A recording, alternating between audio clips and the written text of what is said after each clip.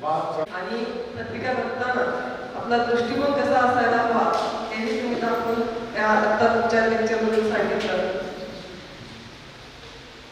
एकदा सर्वांसाठी जोरदार टाळ्या होत्या आणि तुमच्यासाठी पण होऊ द्या. कारण असं तर आपण पाहतो सगळ्याच कार्यक्रमाला खूप गर्दी असते. लग्न सोहळ्यासारखा कार्यक्रम, पण ज्योतिषशास्त्राच्या कार्यक्रमाला अभ्यासक असावे लागतात. तिथं गर्दी नाही तर दर्दी असावे लागतात. आणि तुम्ही सगळेजण दर्दी आहात म्हणून सकाळपासून वेळ दिलाय, म्हणून तुमच्या सर्वांसाठी एकदा जोरदार टाळ्या. सर, आयुष्याला पुस्तक समजून पान सजवत गेला. उत्तमातले उत्तम सारे आमच्यामध्ये रुजवत गेला. सूर बनून तुमचे शब्द आमच्या मुखातून गाणे गातील. तुम्ही लावलेल्या ज्ञानाच्या रूपाला रसाल कोणती फळे येतील. धन्यवाद सर. मी मान्यवरांना विनंती करते की त्यांनी स्टेजवर यायचं आहे या कार्यक्रमासाठी. खरं तर असे कार्यक्रम कोणी एका व्यक्तीच्या माध्यमातून होत नाही. असे कार्यक्रम करण्यासाठी 4 हात असावे लागतात आणि सर्वांच्या मदतीतूनच असे कार्यक्रम घडतात. मग असे काही मदत केलेले जे आपल्याला लाभलेले लोक आहेत त्यांचा सत्कार इथे घ्यायचा आहे आणि तो मान्यवरांच्या हस्ते व्हावा असं मला वाटतं. तर सर्व उपस्थित मान्यवरांनी स्टेजवर यायचं.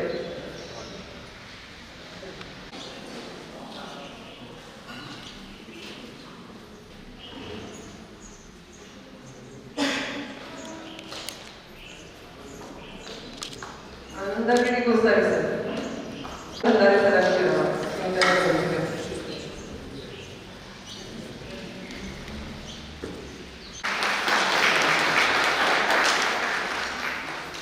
अजित महाजन सरांचा सत्कार अमर विभद्रे सरांनी करावा. अजित महाजन.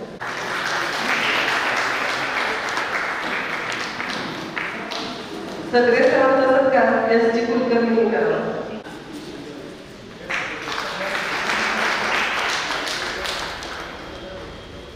सिद्धेशानंद सरांचा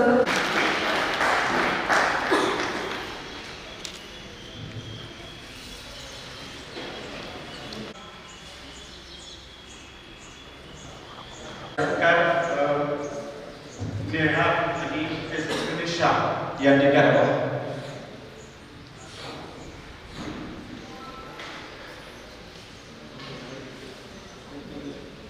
वंदना मॅडमचा सत्कार करायचं काम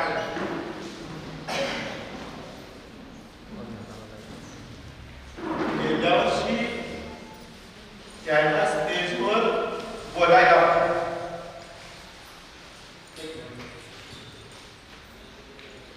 वक्त्या होत्या, पण आज त्या स्टेजच्या मागे उभा राहून माझ्यासारख्या एका सामान्य व्यक्तीला पाठबळ करते ह्याच्यासाठी तुला द्यायचा असतो.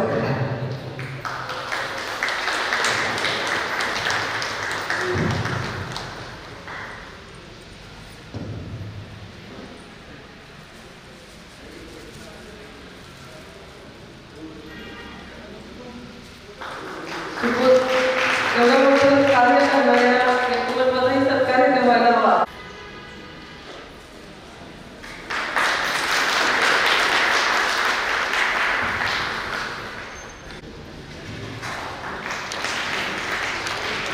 यानंतर आधाराचा कार्यक्रम होईल.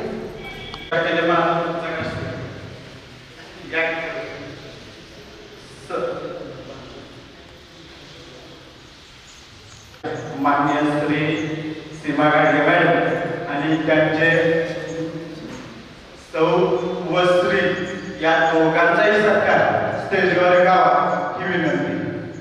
सत्कार करू नका. मला एक गोष्ट आठवते ती म्हणजे पराजय असतो तो 2 पराजय आगमनास्पद असतात. एक म्हणजे वडिलांचा मुलाने केलेला पराजय असतो आणि दुसरा म्हणजे गुरुचा शिष्याने केलेला पराजय असतो. कुठल्याही वडिलाला वाटत असतं की आपला मुलगा माझ्यापेक्षा कर्तृत्वान बनावा, तसंच कुठल्याही गुरुला वाटत असतं की माझा विद्यार्थी माझ्यापेक्षा श्रेष्ठ बनावा. असेच आपल्याला आपल्याला गुरु आहेत विनंद काका, त्यांना आपण सर काका काही आपण त्यांना नावाला उद्भवलं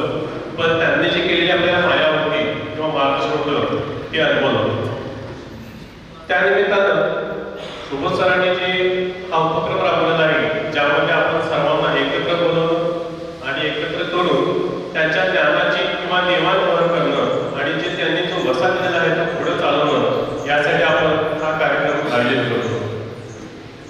त्याबद्दल थोडंसं मला सांगावं वाटतं. काकांकडे शिकत असताना 2 अनुभव सगळ्यांना आले असतील. ते 2 अनुभव थोडक्यामध्ये तुम्हाला मी सांगतो.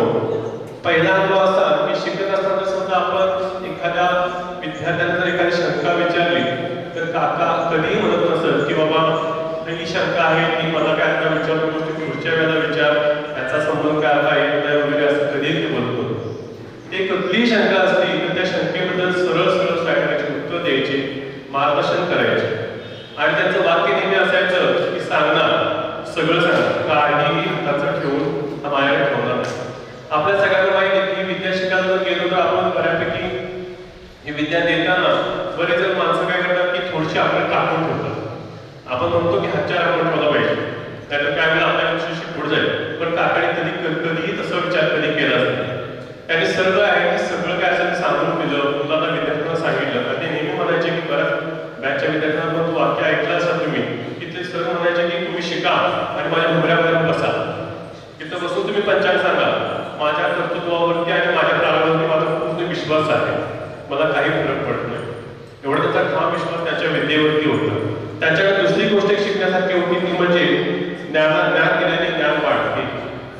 ते नेहमी ज्ञान द्यायचे आणि एखादी शंका जर समजा त्यांना स्वतःला पडली असेल तर ते कधीही कमीपणा मानत होते की त्या विद्यार्थ्याला ते विचारायचे की ह्याचं उत्तर जर तुला समजलं असेल तर मला सांग, त्याची शिकायची जिज्ञासा होती.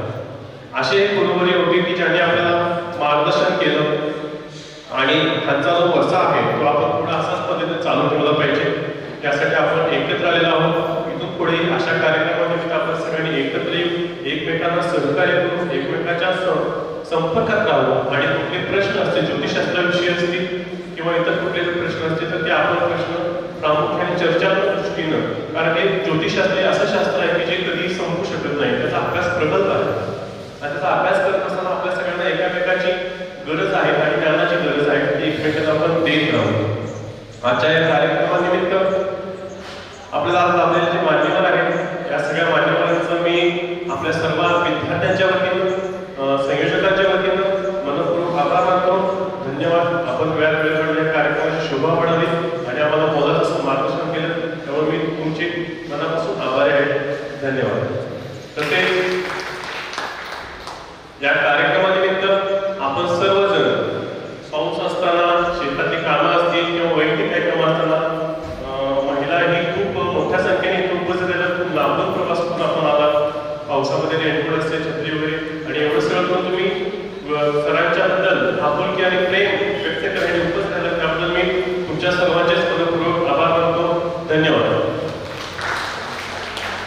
दादा एक छोटीशी चारोळी सांगतो आणि आपल्या कार्यक्रमाचे आभार आणि सांगता करतो.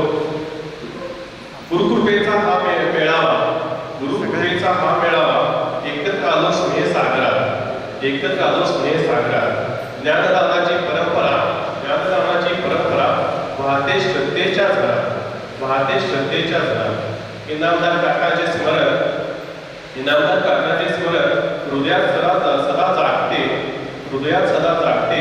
त्यांच्या विचाराची मशाल आपण सर्वांना वाहते, त्यांच्या विचाराची मशाल आपण सर्वांना वाहते.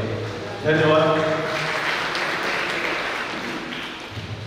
सर्वांचा एक ग्रुप फोटो घेऊया.